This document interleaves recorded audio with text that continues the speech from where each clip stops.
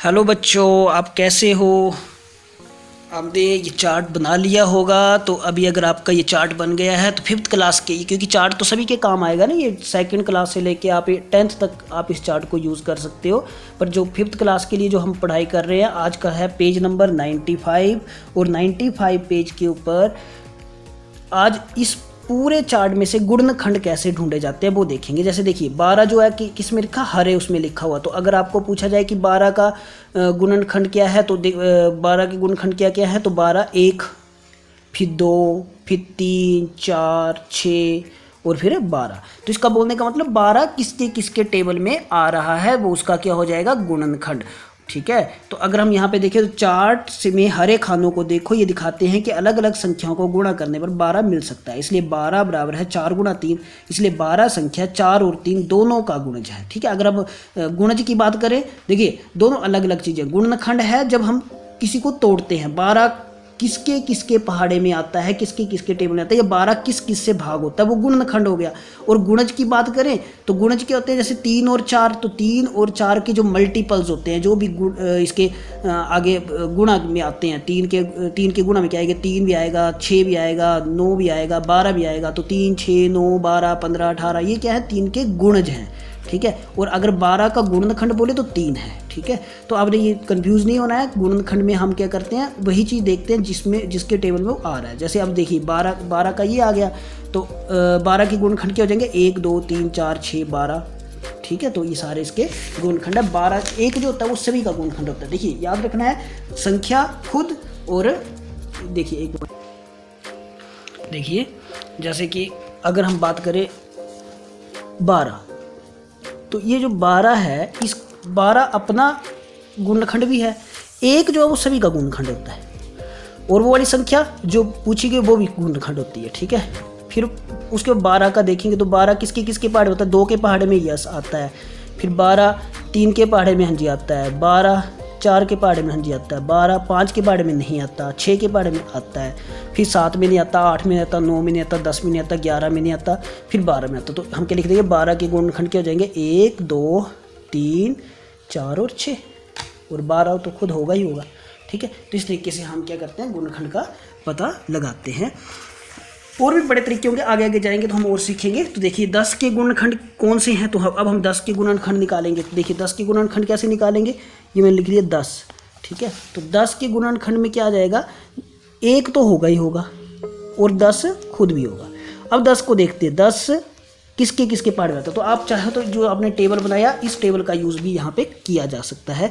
तो देखेंगे अगर हम 2, तो 2 के टेबल में 10 हाँ जी आता है। तो आप लिख लोगे यहाँ पे छोटा सा अंडरलाइन कर लोगे 2, तो एक आपके पास आ गया, 1, 2।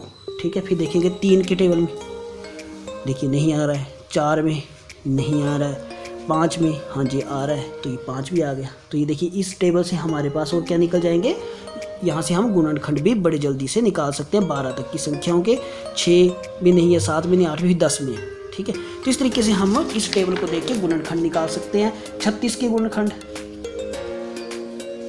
तो ऐसे ही हम 36 के गुणनखंड कौन से हैं वो भी हम यहाँ से ढूंढ सकते हैं। 36 के गुणनखंड हम चार्ट में देखेंगे कि 36 कहाँ कहाँ आ रहा है, तो 2 के टेबल में ठीक है हाँ आता है, क्योंकि 24 आ रहा है। तो ऐसे ऐसे बढ़ते जाएंगे, तो 24 फिर 26 28, तो क्योंकि 36 क्या है, सम संख्या है, तो 2 में भी आएगा। फिर 3 में 12 3 36, ठीक है आ रहा है ये। ठीक है। 4 4 9 36 आ रहा है, 5 में नहीं आएगा, 6 में आ रहा है, 6 6 के 36।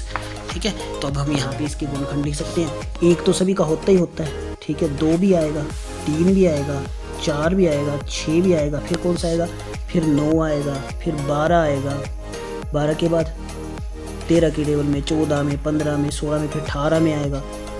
ठीक है। फिर 19 20 21 में नहीं आएगा, फिर किसके में आएगा, 36 में। तो इस तरीके से हम 36 के टेबल को देख के 36 के गुणनखंड ढूंढ सकते हैं। ठीक है।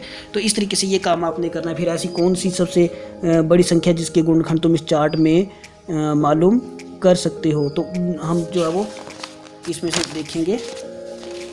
देखिए